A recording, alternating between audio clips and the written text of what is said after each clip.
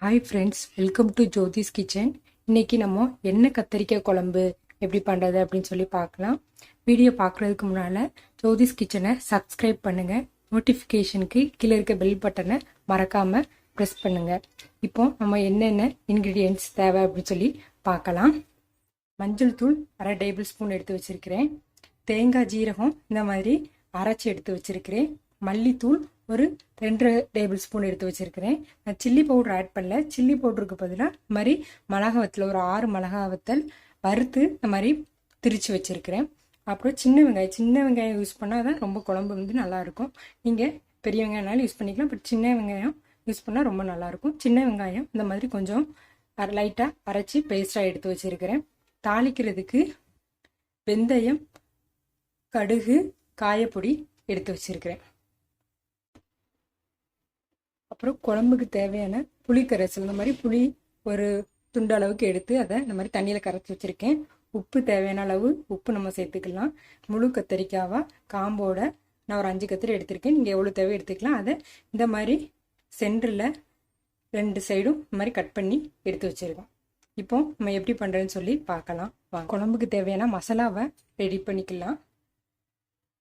First இந்த மாதிரி ஒரு பவுலில் அரைச்சி வச்சுருக்கேன் வெங்காயத்தை சேர்த்துக்கலாம். அப்புறம் மிளகா பொடி, மிளகா வத்தலை அறுத்து திரிச்சு வச்சுருக்கிறேன். தனியாத்தூள்,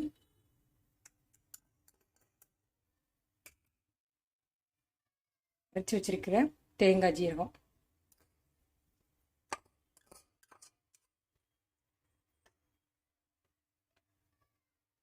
மஞ்சள் தூள், தேவையான அளவு உப்பு சேர்த்துக்கலாம். உப்பு சேர்த்தாச்சு. இப்போ இது கூட நம்ம கரைச்சி வச்சிருக்கிற புளி கரைசலை கொஞ்சம் சேர்த்துட்டு கொஞ்சம் நல்லா பேஸ்ட் மாதிரி மிக்ஸ் பண்ணிக்கிறப்பறம்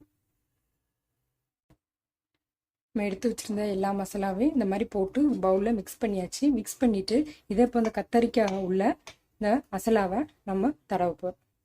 இந்த மாதிரி உள்ளே எடுத்து பிரிச்சுட்டு இது உள்ளே இப்படி பேஸ்ட் பண்ணிக்கோ.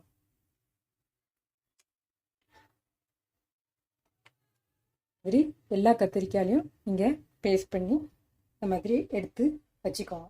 மசாலாவை பேஸ்ட் பண்ணி வச்சாச்சு. பேனை ஸ்டவ்வில் வச்சாச்சு. இப்போ எண்ணெய் சேர்த்துக்கலாம். ஒரு 3 டேபிள் ஸ்பூன் அளவுக்கு எண்ணெய் சேர்த்துக்கோங்க. கொஞ்சம் எண்ணெய் அதிகமாக சேர்த்தா தான் இந்த குழம்பு வந்து நல்லாயிருக்கும். எண்ணெய் காஞ்சதும் நம்ம எடுத்து வச்சிருக்கிற வெந்தயம், கடுகு, காயப்பொடியை சேர்த்துக்கலாம்.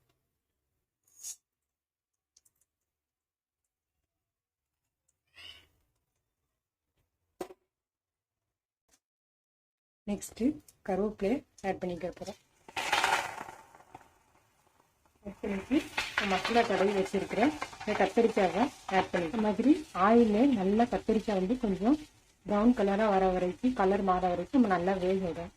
கத்தரிக்காயில் தடவிட்டு மீதம் இருக்க மசாலாவையும் இது மேலே இந்த மாதிரி நல்லா அப்படி போட்டுருங்க. நான் இன்னைக்கு வயலட் கலர் கத்திரிக்காய் எடுத்திருக்கேன். நீங்கள் ஒயிட் கலர் கத்திரிக்காய்னாலும் யூஸ் பண்ணிக்கலாம். பட் கத்திரிக்காய் வந்து கொஞ்சம் சின்னதாக இருந்தால் ரொம்ப நல்லா இருக்குது சாப்பிட்றதுக்கு.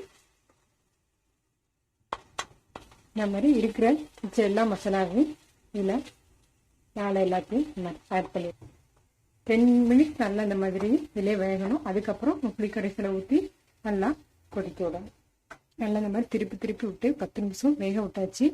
இப்போ நம்ம மீதி இருக்கிற புளிக்கரைசலையும் ஊற்றிடலாம்.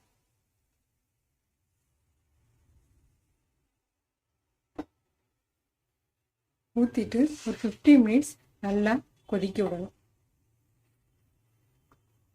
நம்ம மித்த மசாலா எல்லாமே இல்லையே ஆட் பண்ணியாச்சு. இப்போ வேறு எதுவும் ஆட் பண்ண போகிறோம் இல்லை.